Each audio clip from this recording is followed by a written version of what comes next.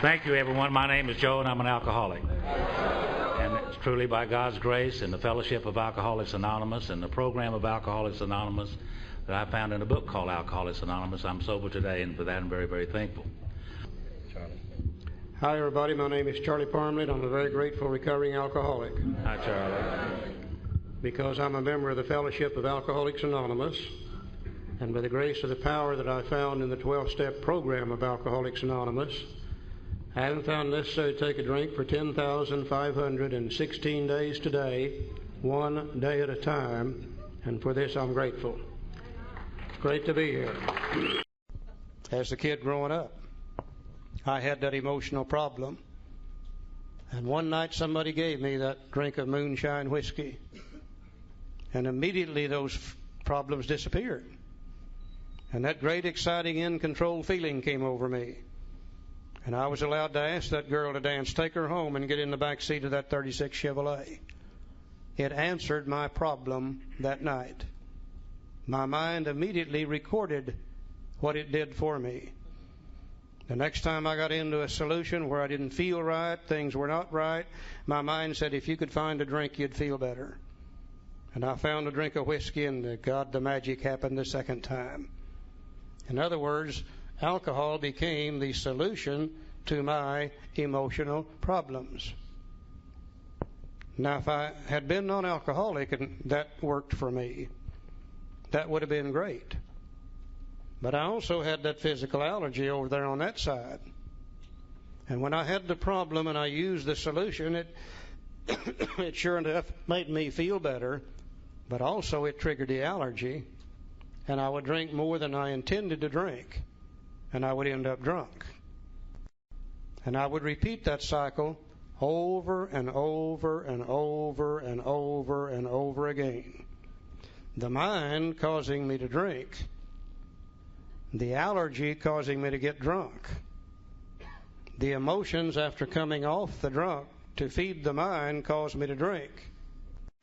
And the drink then would trigger the allergy, and as time went by, it got worse and worse and worse.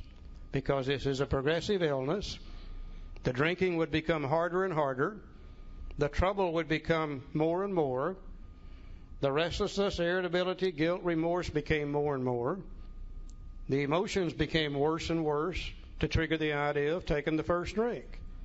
The mind destroying the body and the body destroying the mind. Now, somewhere down the line, I said to myself one day, Charlie, you're going to have to do something about your drinking. Now, I didn't say you're going to quit drinking. I said you're going to have to do something about your drinking. So the first thing we alcoholics do to do something about our drinking is we decide we're going to control our drinking while drinking. Tonight, we're just going to have 2 beers. We're just going to have 2 drinks. Go to the liquor store and buy half a pint, because nobody can get drunk on a half a pint. And I spent 3 or 4 or 5, 6 years trying to control my drinking while drinking. Anybody in here ever try to control your drinking while drinking? Well, now I can see why that would not work, because of the allergy. Now, after 4, 5, 6 years of trying to control my drinking while drinking, I said to myself one day, Charlie, I don't believe you can drink anymore. It took me a long time to realize it. But I said, I don't believe you can drink anymore. So what do we alcoholics do when we finally decide we can't drink anymore? We trot out the most useful tool we have. We put it right there, and it's called willpower. And we say, sick 'em, Will. We're through with that drinking. We'll never take another drink as long as we live. Now, believe me, you people that are non-alcoholic, when we say we're going to quit drinking, that is exactly what we intend to do. You see, we are strong-willed people. We can use our willpower to handle all other problems, and we assume that we can use willpower here, and we really intend to quit drinking. Now, as the days went by, I haven't done anything about my emotions, by the way. I would just quit drinking. And as the days go by, these emotions begin to build up. The fear, the guilt, the remorse, the shame, the worry, the depression becomes worse and worse. That's not the big things in life that kill us. It's the things that all people have to go through on a daily basis in life. It's getting up every damn morning and going to work. It's a bitching wife. It's a griping husband. It's screaming kids. It's burnt bacon. It's broken shoestrings. It's flat tires. All the things that everybody has to go through, and these emotions start building up. Now, after a while, the mind says, a drink would make you feel better. But remember, I put willpower in here. And willpower said, no, sirree, we're not going to drink. We've quit. And that day, we don't drink. The next day, the emotions are still here, and they're building up a little higher and a little higher and a little higher. And it said, God, a drink would make me feel good. And the mind said, no, sirree, we've quit drinking. We ain't never going to drink again. The next day, the emotions are still here, and they're building up a little higher and a little higher. And the mind begins to say, well, hell, you've been sober 90 days. You've proven you're not an alcoholic. One drink wouldn't hurt anybody.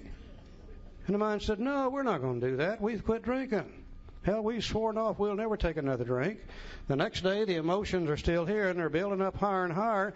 And the mind said, by golly, anybody that's been sober 92 days owes themselves a drink. And we begin to think about that great, exciting, in-control feeling that comes with one or two drinks. We begin to think about the sense of ease and comfort as Dr. Silkworth talks about here. And as we begin to think about what alcohol is going to do for us, it begins to push out the idea of what it does to us. And we begin to forget the jailhouse. We forget the last car wreck. We forget the divorce courts and the hospitalization. And the mind begins to key in on one thing and one thing only, what it's going to do for us.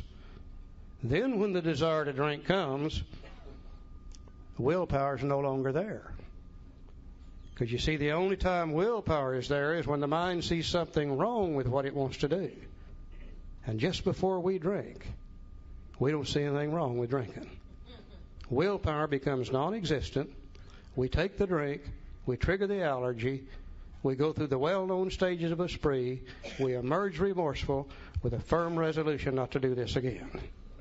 And we repeat that cycle over and over and over. The mind, the body, destroying the body over here.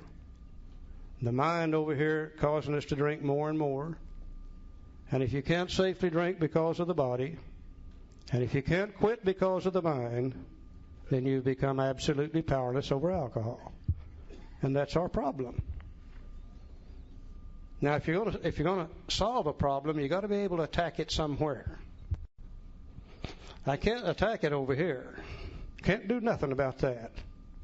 Maybe I can attack it over here. If I could find a way to live where I could be sober and not be restless, irritable, and discontented. If I could find a way to live where I could be sober and not be filled with shame, fear, guilt, and remorse. Just maybe I could find a way to live where I could have peace of mind, serenity, and happiness. Maybe I could find a way to live where I could be sober and have that great sense of ease and comfort that come at once by taking a couple of drinks. Maybe I could find a way to live where I don't need to take a drink in order to make me feel better. And that's called recovery. As we use our program, as we go through the steps, these kind of feelings down here begin to disappear. And they begin to be replaced with peace of mind, serenity, and happiness. And under those conditions, our emotions do not build up to the level that suggests we take a drink to feel better, because we already feel better. That's what the 12 steps of Alcoholics Anonymous do for us. Fellowship alone will not bring that about. The program will. Let's read the very next statement in the big book.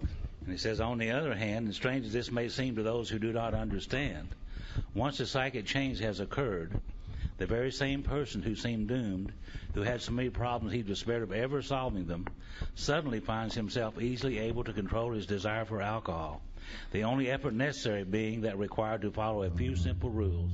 And as Charlie said, those few simple rules are the 12 steps of Alcoholics Anonymous.